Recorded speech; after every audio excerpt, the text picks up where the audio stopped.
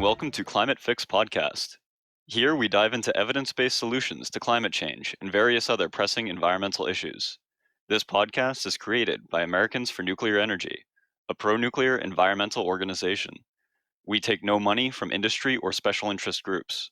All donations are from individuals like you, interested in a grassroots scientific movement to solve the world's most pressing scientific problem, global climate change. We hope you approach these ideas with humanism and an open mind. Our mission statement is as follows. Nuclear energy is safe, cheap, plentiful, clean, and efficient. It has the capability to stop and reverse climate change while addressing the ever-growing demand for electricity globally. We strive to educate American citizens about this technology and to dispel misconceptions with facts. We firmly believe that both human civilization and industrialism can easily coexist with a healthy environment. Join us in helping to plan a prescription for a feverish planet, or as we like to say, a climate fix. This is your host, Phil Ord. And this is your co-host, Colby Kirk. The name of this episode is Elysium's Vast Spectrum. We talked to Ed Pheil, co-founder and CTO of Elysium Industries, about his ingenious nuclear reactor design, which is able to use nuclear waste as fuel for power with zero risk of meltdown. It is called a molten chloride salt fast reactor, MCSFR. He describes the technology and environmental benefits it brings. This episode will be a bit tech savvy, so don't feel too overwhelmed. We wish to show the promise and environmental benefits of next generation nuclear power in this episode. Here's some background on Ed. He graduated from Pennsylvania State University with a degree in nuclear fusion engineering. He went on to contract with the United States Navy and various other contract companies, such as Prototype Operations, FSO, Bechtel Marine Propulsion Corp. He was also in service of the reactors of the Navy's submarine and carrier fleet. Ed is on the technical advisory board of Nucleation Capital, Silicon Accelerator Incorporated, and Avarosis Incorporated. He is CEO and CTO of Vortex MX2, co-founder and CTO of Poseidon Atomic, and he has also done work on NASA's Jupiter Icy Moons Orbiter, JIMO. I don't know if I've met a person being involved with so many companies. Seems like Ed is on his way to fame and fortune and potentially saving the planet. I'm so excited to get to know about some of the new next generation technology, which holds so much promise to really bring about deep decarbonization and give humanity all the energy it could ever want without bad environmental effects. From space probes to submarines, it's quite the resume.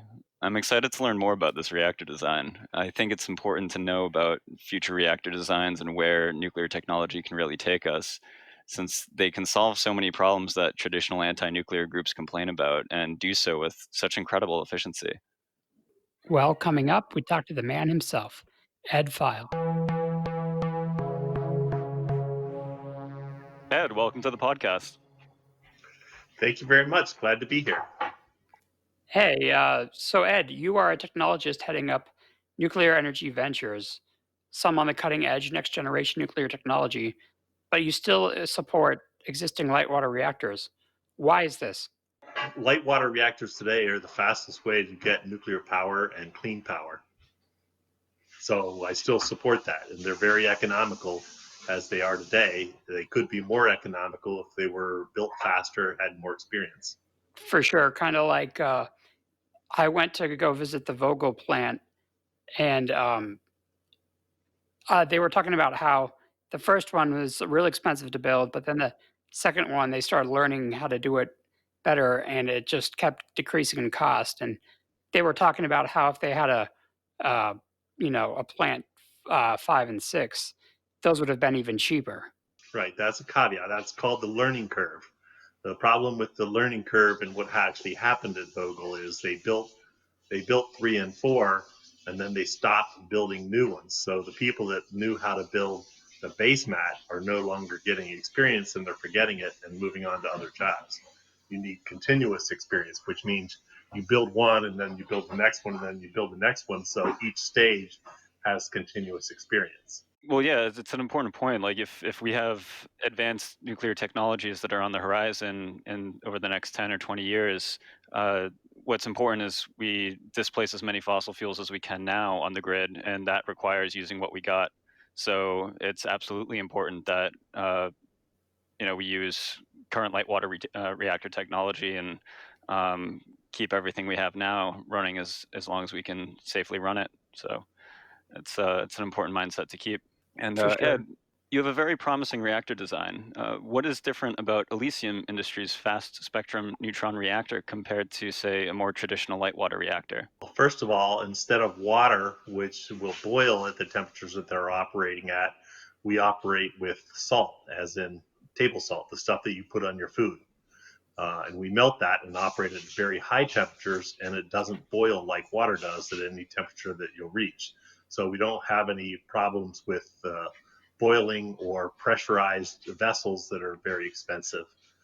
So we can operate at higher temperatures, higher efficiencies without the concern of water blowdown, removing the coolant from the reactor. So basically, there's not much under like extreme amounts of pressure, so you can't really have like a rupture of any sort. You could theoretically have a rupture, but there's no pressure pushing the fluids out.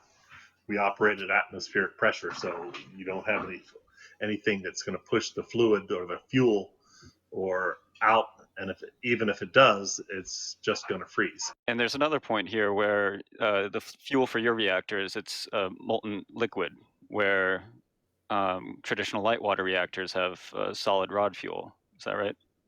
That's correct. And that's the huge advantage of a molten salt reactor. We basically take the spent fuel and we put it into molten salt, and we let the gas off and the particulates out, and we use it directly. And that saves us about an order of magnitude in cost over making solid fuel. So from an economics perspective, molten salt reactor fuel is much less expensive, and we don't replace it. We just add to it a tiny little bit every day, as opposed to light water reactors. You replace the fuel every 4.5 years, and you shuffle it every 18 months, and that's very expensive, and we don't have to do that in a molten salt reactor. So economics is a huge benefit. Got it. And may I ask what is meant by a fast neutron reactor? A fast neutron reactor, all neutrons in fission are born very fast. In a thermal reactor, you use light elements like water or carbon, graphite, to slow those neutrons down. And then they fission at low energies. Whereas in a fast reactor, we leave them at high speed, and the cross sections are lower, so it doesn't fission as often, so you need more fuel. But they also produce more neutrons per fission when you fission fast. And that's where you get the huge advantage of fast reactors, is you have extra neutrons that you can use for breeding new fuel out of fertile fuel, which is fuel that you can't fission directly, but if you add a neutron to it, then it becomes fissionable.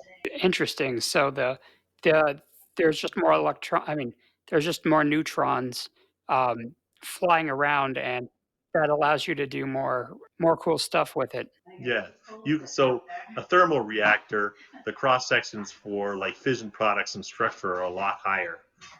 So they absorb more of the neutrons and they eat all the excess neutrons. And in a fast reactor, not only do you have more neutrons, in a fast reactor you have about 3 neutrons per fission. In a thermal reactor, you have about 2.5 neutrons per fission. And so in addition to that, the absorptions in the fission products are lower in a fast reactor. So you don't have as much loss. So you have more neutrons to convert all the fertile materials in the reactor that keeps it from being a weapons material into a fissile reactor as you go. And then you never need to worry about the proliferation concerns. So ultimately, there's a different sequence of how neutrons are interacting with different isotopes in the fuel composites. And in a way, your reactor is far more fuel efficient than a traditional light water reactor. Far more fuel efficient. A light water reactor uses about 0.35%, less than 1% of the fuel that's mined out of the ground, and about 4.5% of the fuel that it's actually put into the reactor. Whereas a fast reactor will consume 100% well, 99.9% of the fuel that's dug out of the ground. And so we use 100, 200 times as much of the fuel that's put into the reactor that a light water reactor does before you throw it away. And we don't throw anything away, ever. Well, that's an important takeaway. And where do you source the fuel for your reactor? The intent is to use spent nuclear fuel and plutonium to start up the reactor, and from then on you can feed it just spent nuclear fuel and consume all the spent fuel. I like to call it stored nuclear fuel because 96% of it is actually still viable fuel rather than spent fuel, because only 4% is spent. So spent fuel is a fuel that if we converted all the water reactors in the United States to a molten salt reactor and consumed only spent fuel, that it would last about 1,600 years of power at the current nuclear power rate. If we did all of the power in the United States with this salt reactor, then it would last about 300 years. So that's quite fascinating. The current stockpile of what you refer to as stored nuclear fuel, which everyone else calls nuclear waste, could actually be the fuel source for your reactors, and it contains so much energy that it would actually go for 1,600 years with the current U.S. infrastructure if we just swapped out those reactors with your design. That's correct. That's correct. And you can also use all the depleted uranium that was taken out to make that fuel, and you can use natural uranium as well. So there is fuel to last. If you do the same thing with all the depleted uranium for making the fuel that went into the reactors, then we're talking 16,000 years worth of fuel. Wow. All right, already mined. Of course, the goal would be, though, to increase the amount of nuclear that you use for electricity to closer to 100%, maybe 80% of our power, and then use nuclear for process heat as well. And that would use up those resources much faster. But still, you're talking about 285 times as much energy Absolutely. as was mined out of the ground. That's interesting. And for like the listeners, how exactly do you turn the previous fuel into the salt fuel? This is chemistry, also known as cooking. Right? Basically, we take salt and we melt it, and it's a certain kind of salt. It's not just plain table salt. There's 2 or 3 other salt components. Like table salt can be either sodium chloride or potassium chloride. Well, that's 2 of the ones that we use in our reactor. Right? So we take that and we melt it around 500 C, and then we take the stored nuclear fuel and we chop it up into about 2 centimeter lengths to open up the inside materials, and we pour it into the vat of molten salt. And one of the components of the salt will steal the oxygen off of it and replace it with chlorine.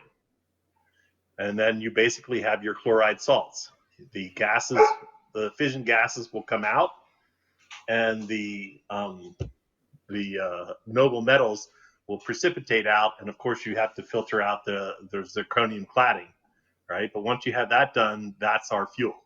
And we add, at that point, we also add, or just before we filter it, we would also add for the initial reactor, you would add the plutonium to get the reactor started up. Once the reactor was started, then you leave out the plutonium step and you just convert the spent fuel and feed that in. So it's basically just chop up and dump in and do some purification, and that's it. That's correct. That's correct. And the nice thing about that is most of the Purex reprocessing is 1,000 steps, 1,000 chemistry steps. The pyro processing is about 7 chemistry steps. Our process is just 1 chemistry step, and it's not considered reprocessing. It's just considered conversion, because all we do is take out oxygen, and we don't take out fission products. We don't take out the actinides. We don't take out uranium. So everything that's in there that protects from proliferation is still in there. So they don't consider it reprocessing. And that's a huge advantage if you want to export this technology to other countries. Absolutely. And that's also important because in the current regulatory framework, there's restrictions on who can do that. So if you manage to get a process that safely avoids those risks and what regulators are looking at, then that's an economic advantage for your design over other methods of moving nuclear forward. Absolutely. And the fact that it's so easy to make the fuel is a huge economic advantage. The light water reactors, after the plant construction is all paid off, about a third of the cost of the fuel is the making of the solid fuel. Right? The uranium that goes into that, even the enrichment, is only about 10%, about 3% of the cost. The solid fuel is the 30% of the cost of that operational cost of running that reactor. Now we're essentially eliminating the 30% cost of the solid fuel. So our fuel costs are down below 30%. And now we're using waste, which costs money to store. And so that has value because you're eliminating the need to pay money to store it. So that's actually a potential revenue source. So the economics is huge. Nice. So essentially, it is a recycler of the spent fuel, so you don't have to store it and you don't have to reprocess it. All you have to do is add it to the salt mixture. We have to take the oxygen out. Right. Well, that's a Yes, and then you put it into the reactor. We basically put about 3 kilograms a day and 1 kilogram lumps of actinide into the reactor per day. So one kilogram of stored nuclear fuel every 8 hours, right? And that's mixed with the carrier salt, so we can maintain our chemistry for it. So it's actually pretty easy, and we don't take anything out for 40 to 60 years. Wow. that's So amazing. covered waste, covered cost. Now, about safety, why does using a molten salt reactor make it intrinsically safer than a light water reactor? We already kind of talked about that a little bit, but We Well, we did, but we didn't cover all the aspects of it. One yep. aspect of it is you don't have to worry about leaking the fuel out, being pressurized and going airborne. So that's the one we kind of talked about Right. as a huge advantage. You don't with a salt. What's the last time you threw salt in a spaghetti pot and it exploded? It doesn't happen. All right.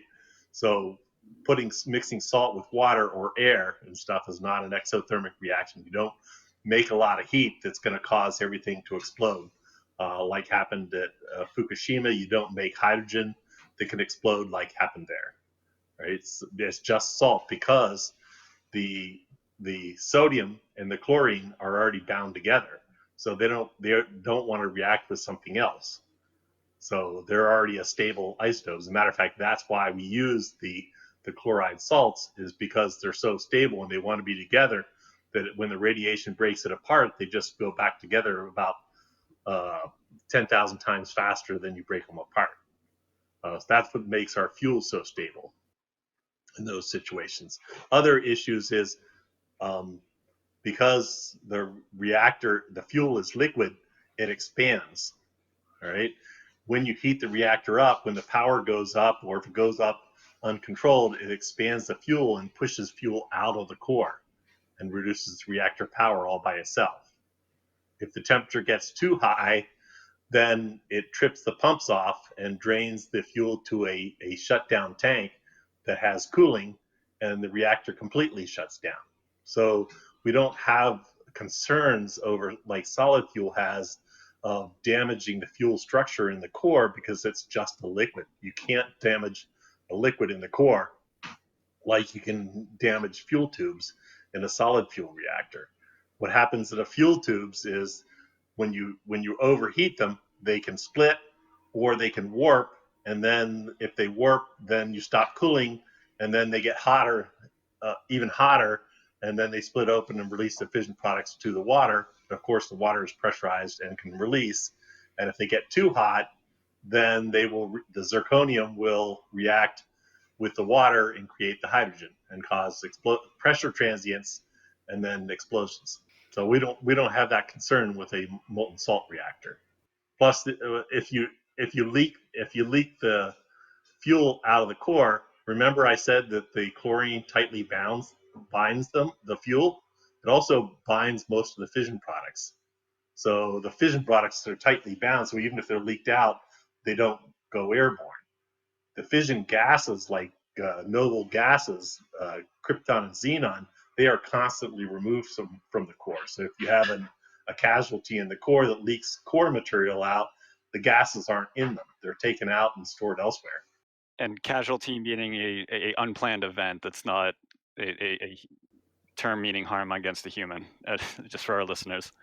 To be fair, no reactors, no commercial reactors in the world have ever harmed the public, right? Differentiating it. Chernobyl, some of the plant emergency responders were killed, but no one in the public was harmed. No one in the public was harmed at Fukushima. No one in the public was harmed at TMI. We are basically a better safety posture than that, but existing water reactors don't kill people in the public either, so they're not something to be feared. Right. It's like it's already so safe, and then now it's this time it's foolproof. Um, by just having if you have any sort of accident, you just have some radioactive lava you have to let cool and then dispose of, right? Right, figure out how to melt it and then pump it out. But that is a good point. Our operational temperatures are about low end lava temperatures when we're operating. Full temperature operation is about the temperature of lava, about 750 C. That's cool. And didn't you say? I think I heard you say earlier that let's say there was an accident, your fuel can be like literally fuel that has undergone an accident can then be used as fuel again in your reactor, right? Yes, we've already talked about reusing TMI fuel and Fukushima fuel. How do we convert those melted down materials into fuel for a molten chloride fast reactor? Right, so it's possible to do that, and we've talked about using the used fuel or partially used fuel from other molten salt reactors, like thermal molten salt reactors that can't close the fuel cycle. We've talked about using that fuel as well. The difficulty is, we make 30 times as much energy out of the stored nuclear fuel that comes out of those reactors as a reactor that made it in the first place. So there's an enormous amount of energy there. And so for every light water reactor making fuel for our reactor, we need 30 of our reactors to keep up with the light water reactors still making fuel. Oh, so hypothetically, in these new types of reactors, like the one that you're coming up with, we can get to a point where fuel is such a small point, a small part of the cost that it's basically nothing. Even better than that, right? So initially, the stored nuclear fuel and depleted uranium have a cost to store them. So initially, at least, these materials are a possible revenue stream, not a cost, right? But as a fuel goes, assuming we didn't have stored nuclear fuel and depleted uranium, and we were just using natural uranium, we're talking about 0.3 to 3% of operational costs. So there is very little of the operational cost of the reactor that you have to be concerned about. And that has huge advantages because existing reactors and coal plants and gas plants are all optimized to maximize efficiency to reduce fuel use and fuel cost. But if the fuel cost isn't a player, then there are other costs that you have to be concerned about that are bigger player in the economics, and you can re-optimize to get those costs down because you don't have to get fuel costs down. So one other cost I had in mind was labor as far as operations, and we kind of get images of what a control room looks like for a traditional light water reactor, for the operation room. What would the operator's room look like in a plant operating your reactors? Would it be any different?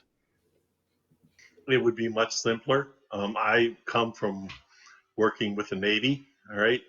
Their control rooms are much simpler than commercial nuclear plants.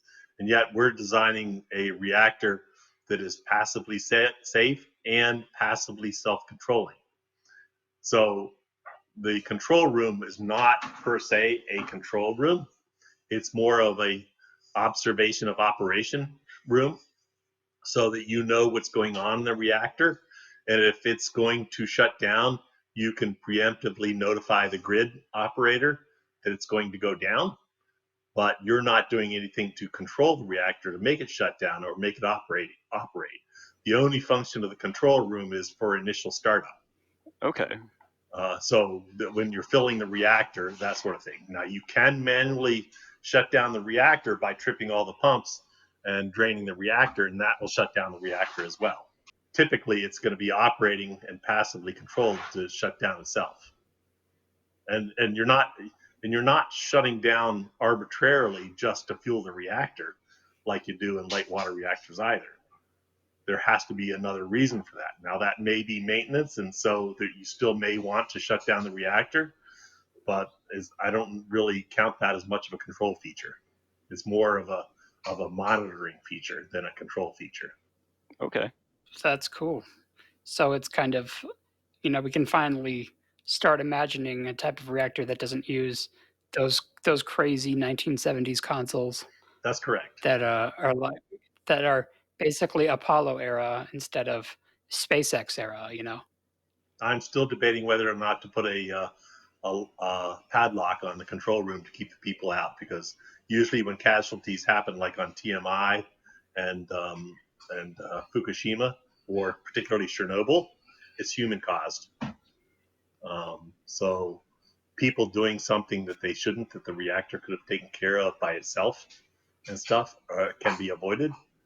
I will do that. I don't know whether that will be allowed, and I don't know if that's absolutely possible. But you can always have a big red scram button outside, and that's your control, and that's the only control. Got it. That's cool.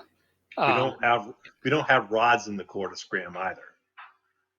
The reactor is self-controlling on temperature, and then if it gets too hot or too cold, it'll scram itself.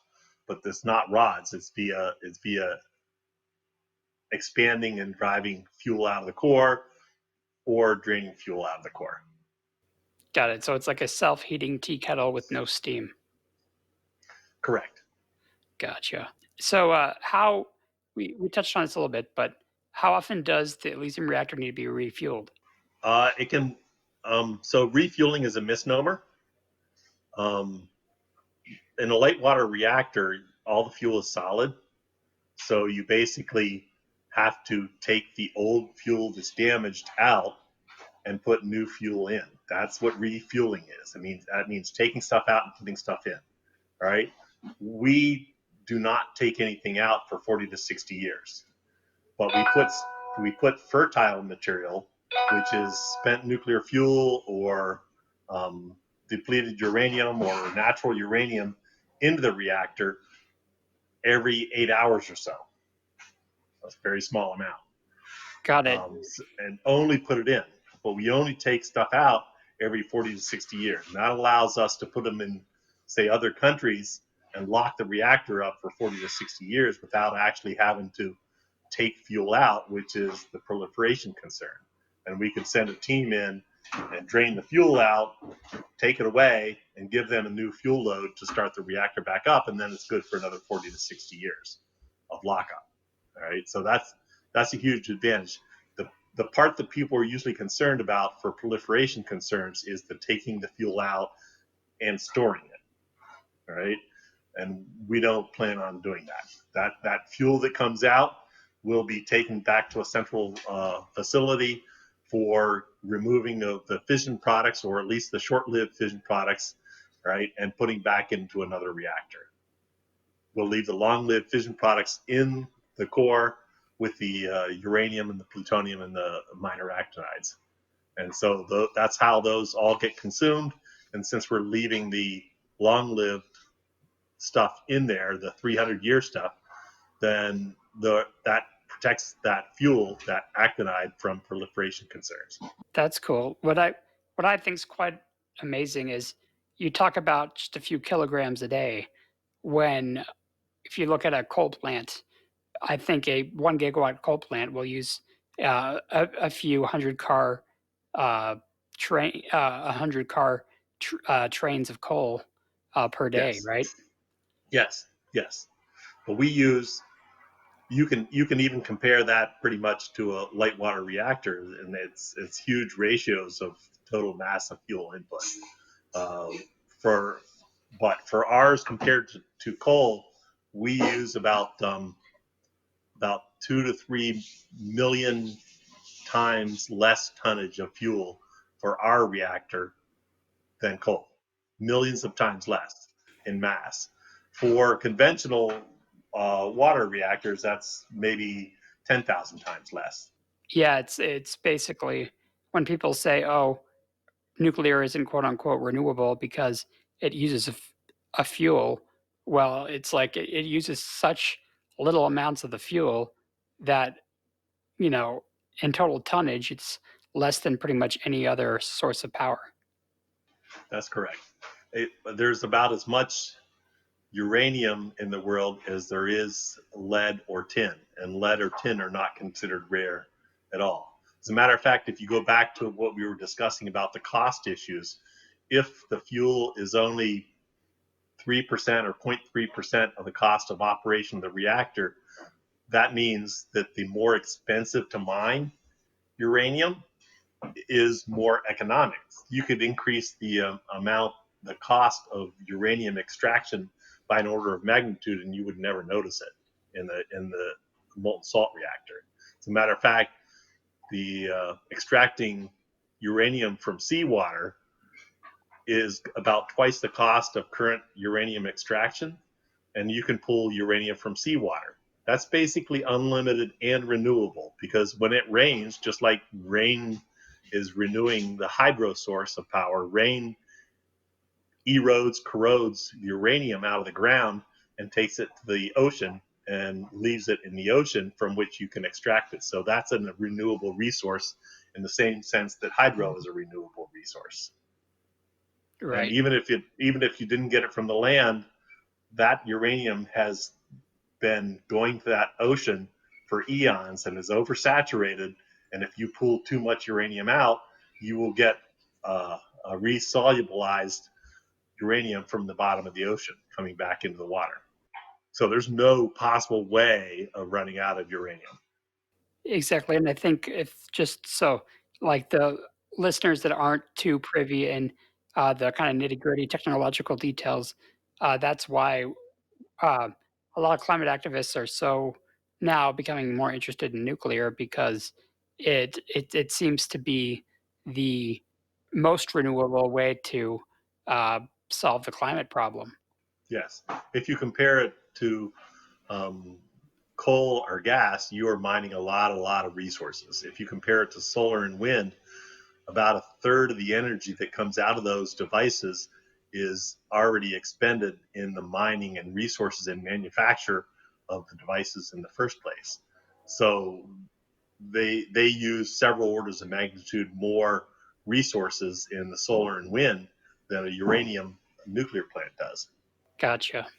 Yeah, that's an important point. Just all the steel, concrete, rare earths. I tend to think, it's more important to think of the metric of sustainability rather than, the term renewable, because the term renewable has been sort of politically defined in a way where there are, rare earth elements that are far more scarce than uranium being put into these devices that are not getting extracted when the solar photovoltaics get thrown out or um, disposed of. So I think of tellurium, for instance, which currently the dominant model of solar panels, the cadmium tellurium composition, and tellurium is like the only way we get it is a byproduct of copper mining, and it has a very limited supply on the planet, and at least for economic extraction. And uh, when you look at the numbers as far as how much of the world's tellurium is going into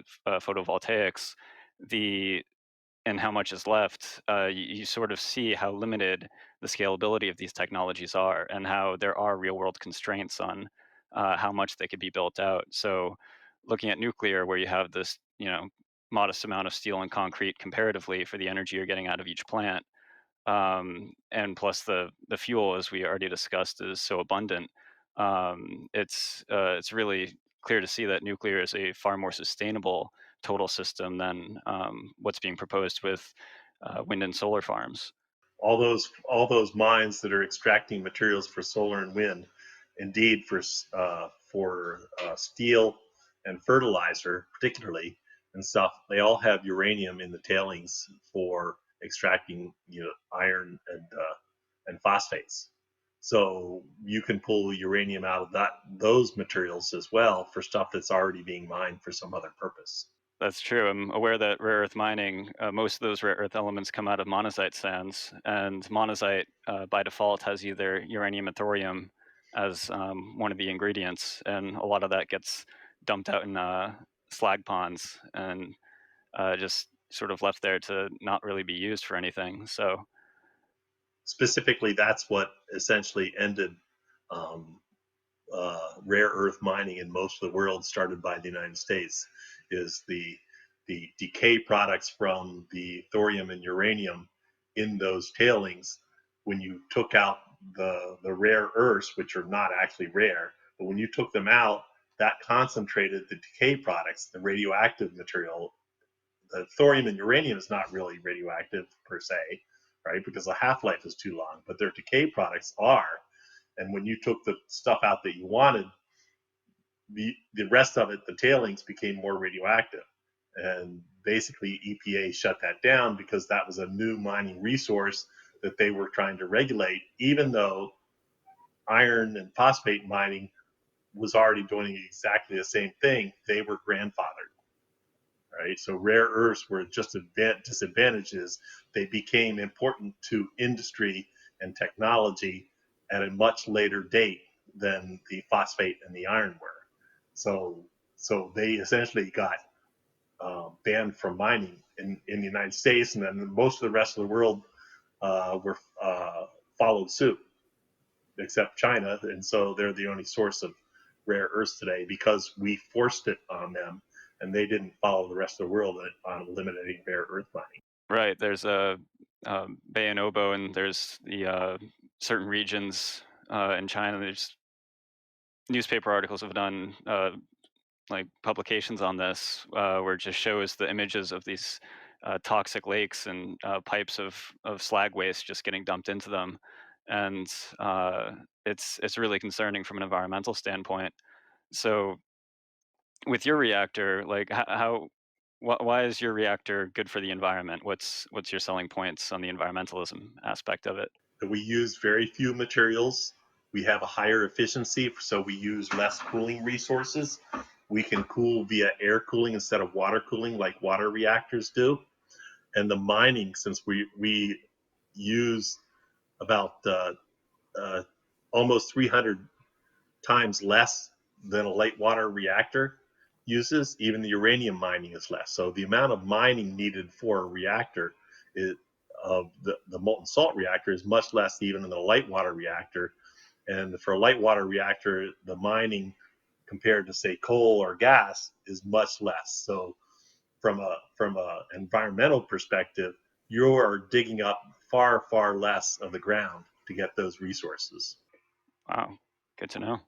I was just going to say, kind of just back to some environmental issues. The people are always concerned about the waste. We've talked about this a little bit before, and your reactor eats it up. So, how can you explain, like for the kind of basic-minded among us, why a fast neutron reactor allows you to use waste as fuel? Like what is the waste that you're turning into fuel? So the waste, what is called waste out of a light water reactor, is they put they put a lot of uranium in there just to get the reactor critical, right? But only a tiny amount of fissile material in. Most of it's fertile, and most of the fertile never gets converted into fissile because you don't leave it in the reactor long enough. So they end up burning about 3% of the fissile, and 1% of the fertile gets converted and burned in the reactor, and 96% of it is left. Right? So 96% of the fuel is left that we can still use. Right? So that's the part that we take and convert. So it's considered waste because the fissile has been used up out of it, and because it's got fission products and it's too damaged to use again in a light water reactor. And then it's not economic to reprocess that compared to mining new uranium today, because uranium mining is very inexpensive with regard to the cost of power in nuclear plants, because the nuclear plants are very fuel efficient compared to other sources of energies. So Interesting. we use essentially all the rest of the stuff that these other reactors don't, because we have those extra neutrons that we talked about before to convert more of that fertile into fissile and actually fission it, to fission all of the actinide species, which is the uranium, the plutonium, uh, and higher actinides. Can you really quickly explain what's meant by fertile and what's meant by fissile? A fertile material is a material that if you add a neutron, it makes it fissile and you can fission it. A fissile material is one where you can add a neutron and it splits apart and releases all its energy. Right. Right. So basically, it's one neutron. The fertile is one neutron off of being fissile, but you can convert it. But the fertile is needed in the fuel, because if you had only fissile, there's too much reactivity to control, and because you can make nuclear weapons out of it, and they don't want to do that, so they require you to keep at least 80% fertile in there so that you can't make weapons out of the fuel for the light water reactors. So basically, a fertile element is one that needs to be given an electron. Sorry, how do I keep saying electron? Needs to be given a neutron to get heavier and more unstable, so then another neutron can come and bust it apart. Exactly right. Got it. Okay, cool. Um, so yeah, I was talking to my nuclear friend about some of the physics and stuff, but We're all uh, nuclear. yeah, right. We're all nuclear. Uh, the it's just the fast neutron. He was talking. He said that like fast neutron reactors have what he calls a high neutron economy or something, and that basically they just have so much neutron flying around that it's able to just basically take whatever kind of fertile or fissile material and turn it directly into energy. Yes, yes, that's that three neutrons per fission compared to 2.5 neutrons per fission. And because the cross sections are lower when it's fast, you end up with about a factor of 10 to 100 higher neutron flux in the reactor than in a thermal reactor. So yes, you have a lot more neutrons to actually put neutrons into the fertile and make it fissile, but the neutrons are also fast enough that you can actually, in some cases, fission the fertile material directly, because the neutron has so much energy in it that it just blasts blasts it apart and actually gives you more neutrons than three. Like uranium 238 gives more neutrons per fission if you fission it with an extremely fast neutron, which you can do. So in our reactor, we get about 10% of our power from direct fission of uranium 238, which is a fertile, which hasn't been made fissile. So we actually save a neutron. Because you just hit it so hard. You just hit it so hard that it blasts apart. Cool. And for our listeners, can you explain really quickly what a cross section means? Correct me if I'm wrong. A cross section is the likelihood that it will undergo a fission if hit by a neutron, right? Yes, it's just a probability statistic of a measured amount. All right, so the probability that it'll hit it. The name that's actually used is a barn, because it's like when you're on a farm and you're standing outside of a barn and stuff, and you had a gun and stuff, and you shot towards a barn. It depends on how close to the barn you are as to how big and likely to hit that barn that you are. And that's where the phrase, you couldn't hit the barn, if you were inside it. And that's like boron or lithium 6, right? It's like, being able to hit the barn from the inside, shooting out, right? You can't miss it.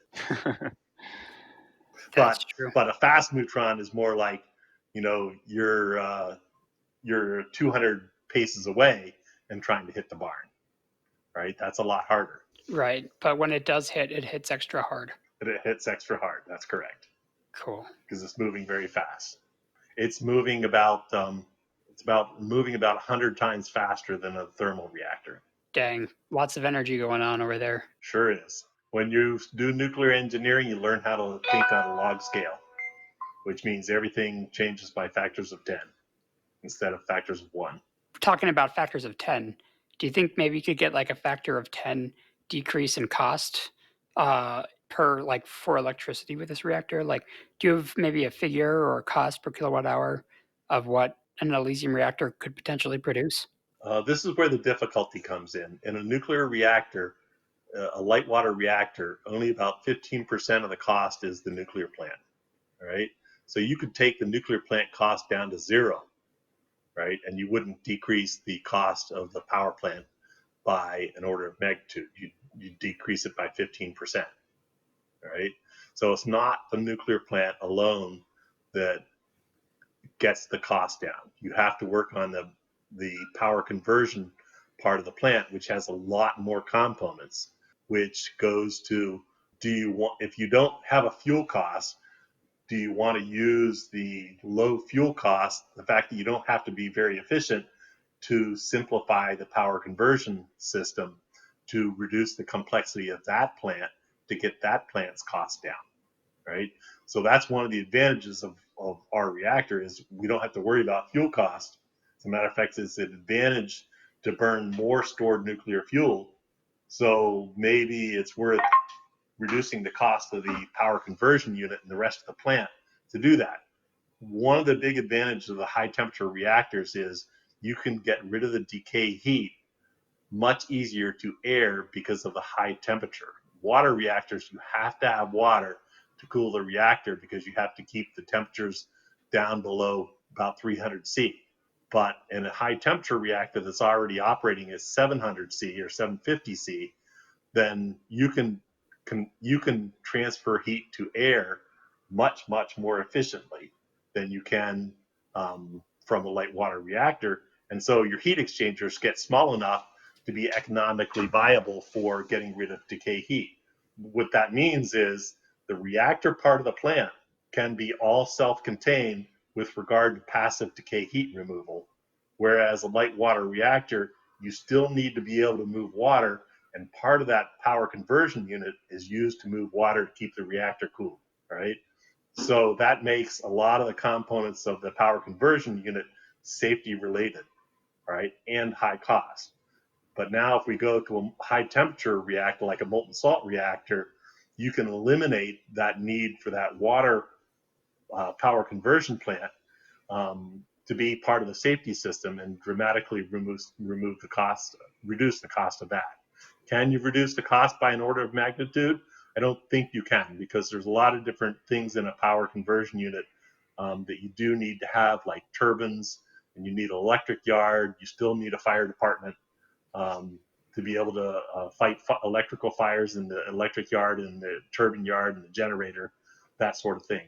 So I think a lot of those components will still be there, but we are working to optimize to reduce the cost of the power conversion unit similarly dramatically to the reactor reduction in cost. We can't just focus on the reactor. You have to look at the rest of the plant that has nothing to do with the reactor. Indeed, one of the ways of possibly reducing the cost of the power plant is to say, we are just supplying heat, and you can compete the power plant against many other vendors for each reactor and have a different part because they're not part of the safety system. That means you can compete the cost of those plants to get the cost down for every plant that you build. And so you don't have to work with one vendor and then they basically have a monopoly on building the plants. Right? Once you have a monopoly, that's part of the thing that makes the plants expensive.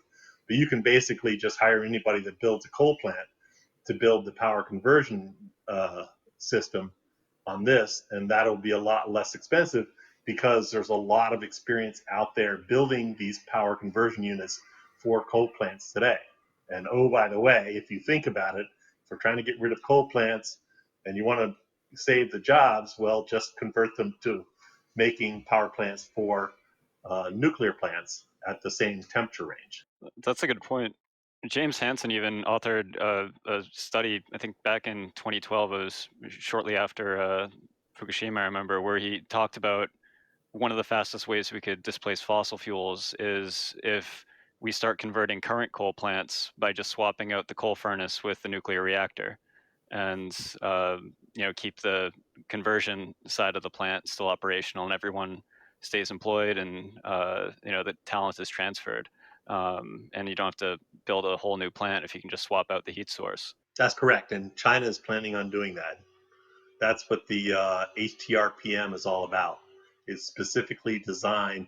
They're building a lot of coal plants now. They're all brand new, so the power conversion units are very new, and they're building the HTRPM to specifically replace the coal burners in those plants.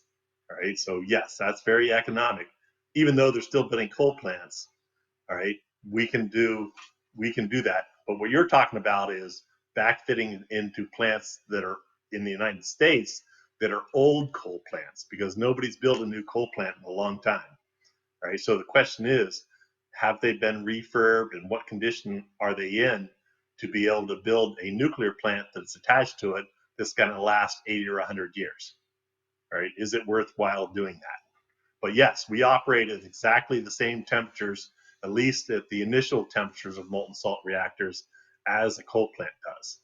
So we can get the same steam conditions and feed that to the power conversion units for the steam plants. Can you explain what power conversion is again?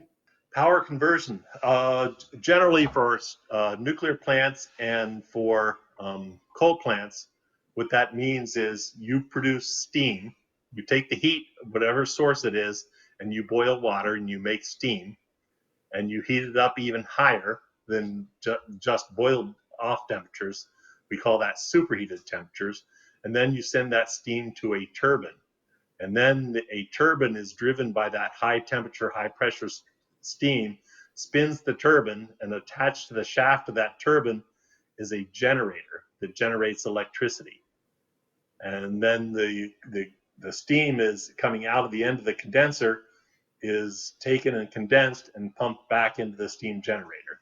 All right, so that's the power conversion unit is basically the steam plant that drives the turbine and drives the generator, includes the generator, it includes the device, the heat exchanger that condenses the steam, and the pumps that pump the water from whatever source it has for cooling water is part of the power conversion unit.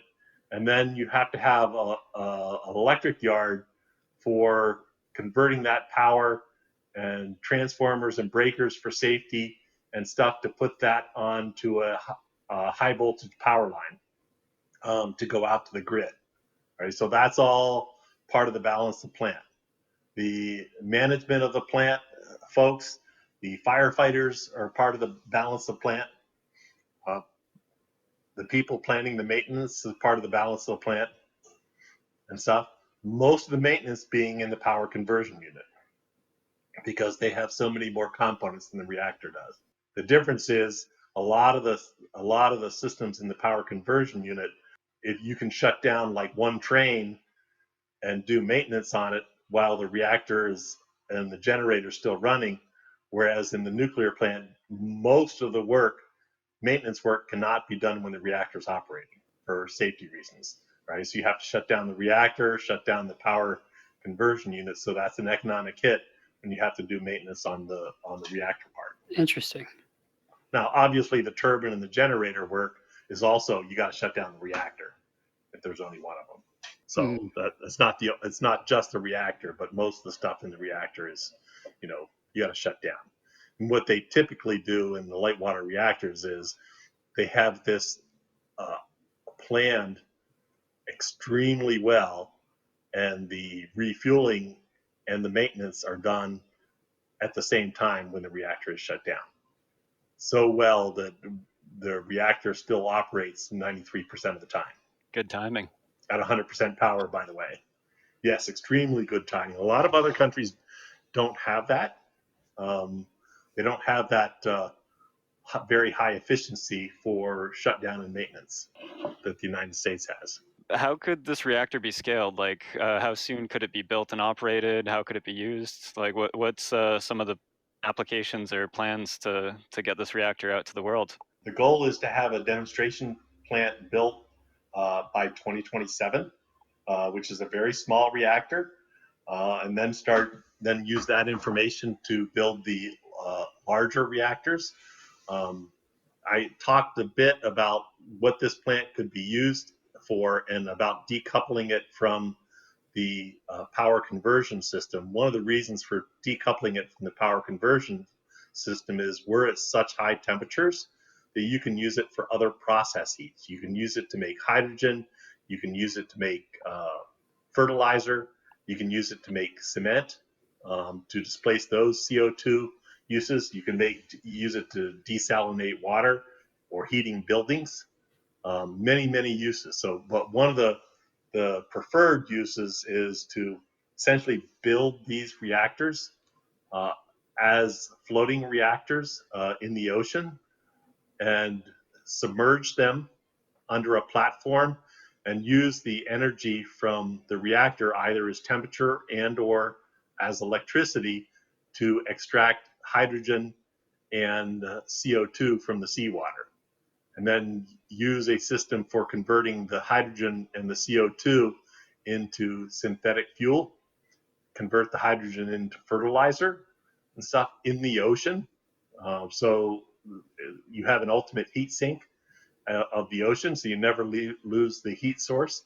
But you can, since we're driving the cost of operation down by driving the fuel down, cost down, and the plant cost down, you can drive the cost of the fuel conversion down too to try to compete with fossil fuel as fuel for airplanes, cars, trucks, that sort of thing. The reason for specifically being in the ocean is you would need to produce an enormous amount of this stuff to really compete with fossil fuels.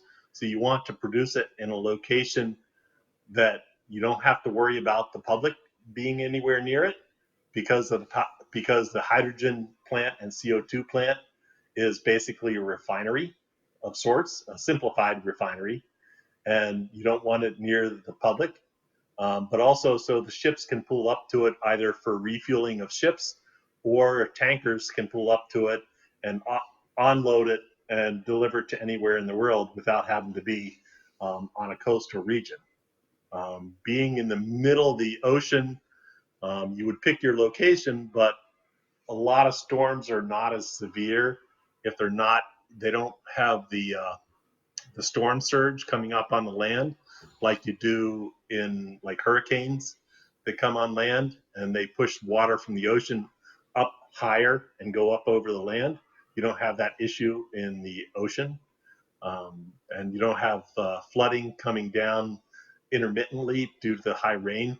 So refineries that are on land, like in Louisiana, Mississippi, and those and stuff, have a lot of storm damage, and we don't have that same issue. The reason why the reactors would be underwater is to um, use them as sea anchors so that they will hold the platform on top um, stable in a storm, and you would make it large enough to ride over multiple waves so that you have the stability in storms as well. Obviously, you try to put it where you don't have the biggest storms or the biggest waves in that. And one of the companies for doing this that we're looking to work with is Poseidon Atomics, and that's that specific connection of doing it in the ocean and using the molten salt reactor to get the cost down are the two things that really fit together well. Oh yeah, sounds like a pretty ambitious set of goals. Have you run into any legal or regulatory obstacles in in a business model like that? The two biggest difficulties right now for our reactor design is getting funding for doing the reactor design and building the demo, but also getting access to the stored nuclear fuel and the plutonium. I consider the access to the stored nuclear fuel and the plutonium being the biggest issue, because like the stored nuclear fuel, officially in the 1990s, the DOE was supposed to take ownership of that. But when Yucca Mountain got shut down, they never took possession of it. But as far as the utility is concerned, the DOE owns it, and they don't own it, so we can't get it from the utilities either. And the DOE still doesn't want to take ownership of it because they don't have any place to put it. Right? So getting access to that stored nuclear fuel is very difficult. In the United States, the only plutonium that we have in quantity is weapons grade plutonium. All right, so that's a very big political issue, trying to get access to that, especially after the MOX facility in South Carolina was shut down. It's very, very political to get access to that. One of the nice things that I didn't really go into in our fuel production process is if you only have weapons grade plutonium to use, but you mix it with stored nuclear fuel, there's enough stored nuclear fuel plutonium that is reactor grade, i.e., less than 10% plutonium, or more than 10% plutonium-240. It's actually about 33% plutonium-240. That when you mix it with the weapons grade stuff that's coming out of the weapons that's excess, then you can denature that, make it non-weapons grade before it goes into the reactor. So you have a fuel production facility that takes in weapons grade material and then makes it non-weapons grade before it goes to any of the reactors. So the reactors don't have to worry about handling weapons grade material from a security perspective, right? But that facility still has to have the security to handle weapons grade plutonium. So it has to be category 1 security facility. And then getting access to the plutonium, we have to talk with the National Nuclear Security Agency to try to get access to that. To get access of the stored nuclear fuel, we need to talk to environmental management because they're the ones that are supposed to own it. All right, and then the people getting the license for the reactor is Department of Energy for Nuclear Energy. So we have to deal with 3 Department of Energy divisions to be able to get access to the fuel and build the reactor. Right, that's a huge political challenge. And to be clear, MOX fuel is short for mixed oxide fuel, which is part uranium and part plutonium at the right fissile component. Right, of the oxides. There's also a mixed nitride fuel. Good to know. And the plutonium concern, when you say weapons grade plutonium, you're referring to plutonium of a high percentage of 239, which Correct. is the concerning weapons grade. And if you get the percentage of plutonium of 240 high enough, then it's no longer useful for weapons. Correct. So weapons grade plutonium is typically about 93% plutonium-239 and 7% plutonium-240. All right, so all you need to do is add about 3% that to get past the 10% plutonium-240 or below 90% plutonium-239 to be non-weapons grade and put it in the reactor. One of the other nice things about that is that once you denature it and put it in the reactor, it never goes through a stage where you have weapons grade material again. That's important. Throughout its entire life.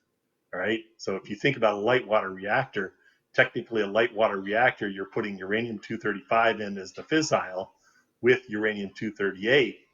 Over the first 2 to 6 months, you are actually making plutonium-239 primarily, and it takes beyond 6 months, getting beyond 6 months to convert enough of that plutonium-239 into plutonium-240 to make it non-weapons grade.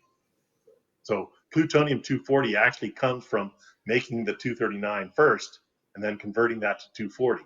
So when you first make plutonium, it's all weapons grade stuff. All of them only caught one right? neutron. And so light water reactors go through that, and our reactor won't, unless you start up with HALO, and then it would. which is high assay, low enriched uranium. That's uranium enriched to, in our case, about 15% uranium-235 instead of the less than 5% in light water reactors. Important numbers. But if you started with just uranium, you will go through a weapons grade plutonium stage.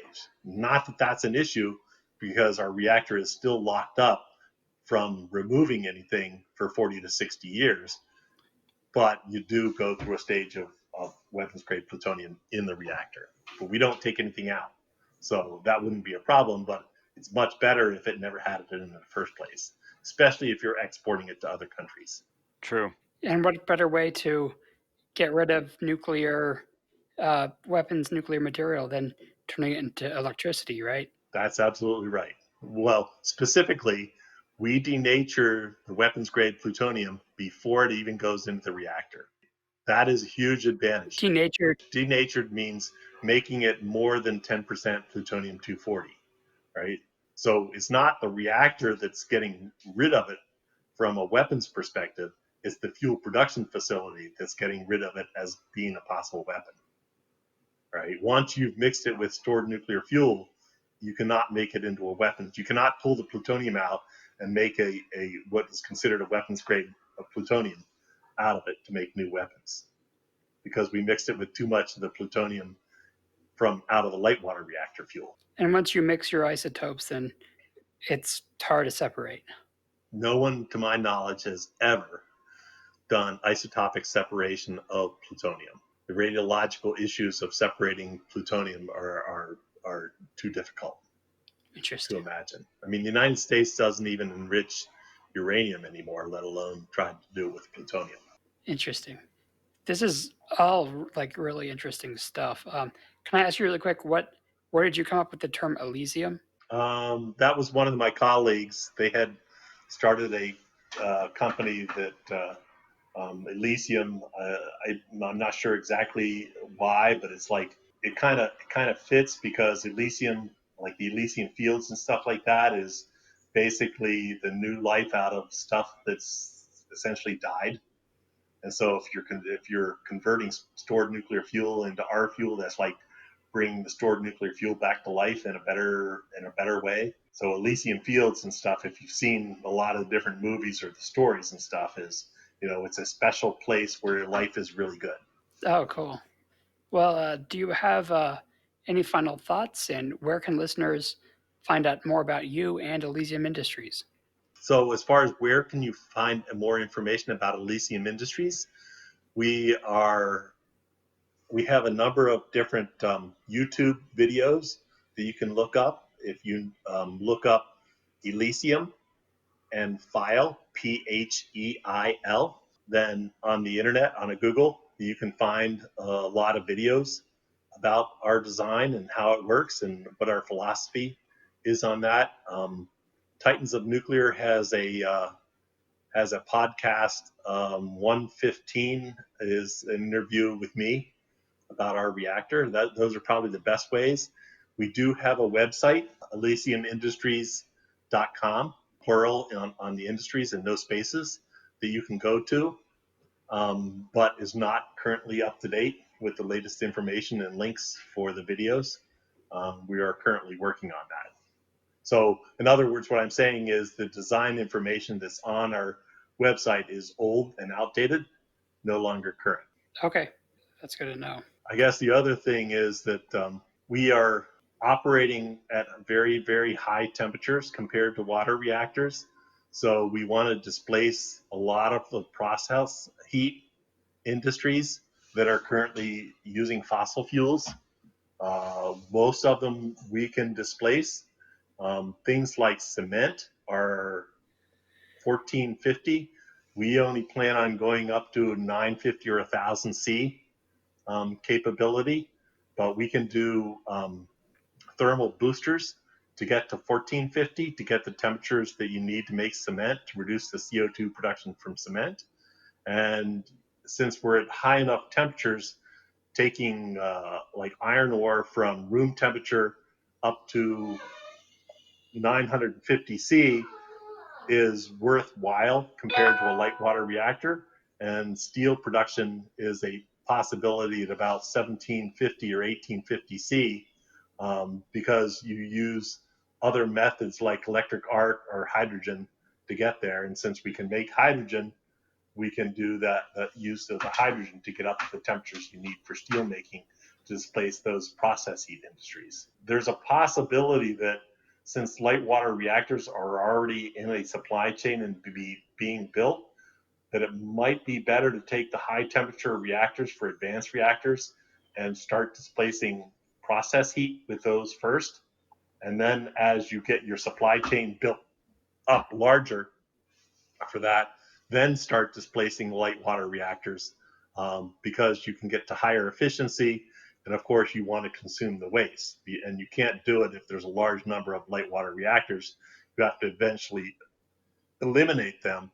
But today, they are just making fuel for our reactors that can be stored that we can consume at a later date. So that's not really an issue in my book, because we can easily store it until we get the supply chain built up and the process heat uses built up if we want to decarbonize the world or reduce the pollution. And that's the end goal of the climate movement. So Yes, right. But you want to use all the tools that you can. So light water reactors are going now. They only make electricity for the most part. So why not use those for electricity? And all the first, high temperature reactors like the molten salt reactor, try to start displacing fossil from process heat. It was a great talk. Learned a lot about your technology and some other technical challenges that are facing the nuclear industry and how you're solving them. So we appreciate you coming on. absolutely. I was very happy to be here. I enjoyed talking with you guys very much, and letting people know that there are other alternatives out there for nuclear plants. They can solve a lot more problems than just the light water reactors today. Excellent. All right. Well, we'll talk to you later. Okay, thank you very much.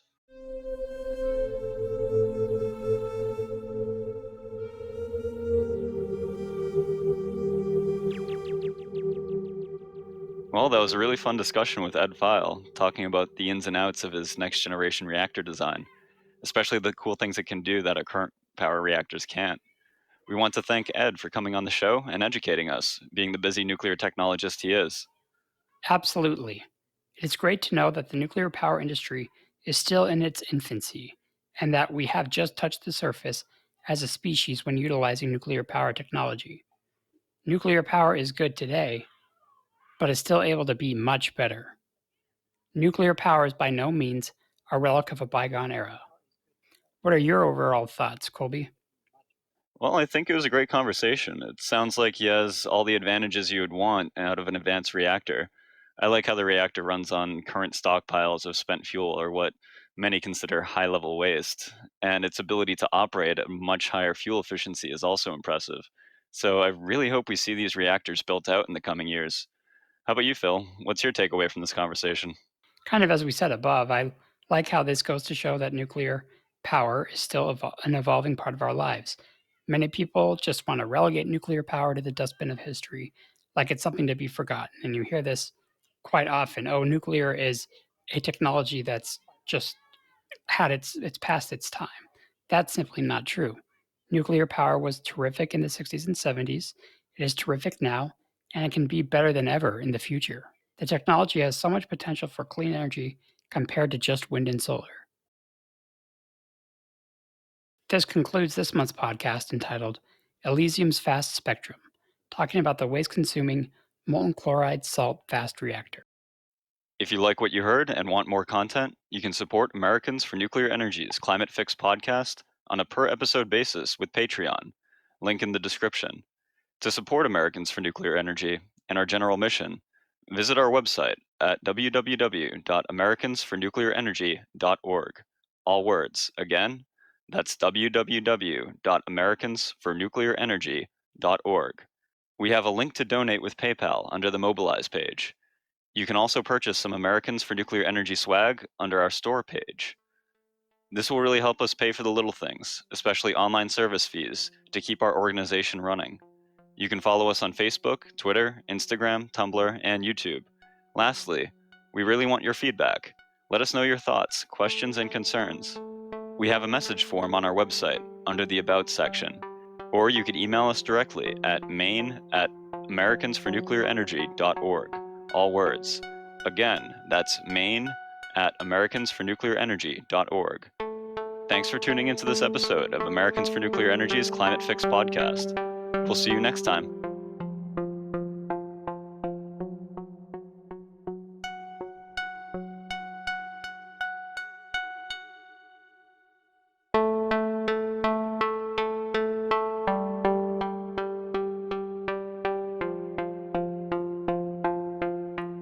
Audio editing, production, and music by Jonna Adams.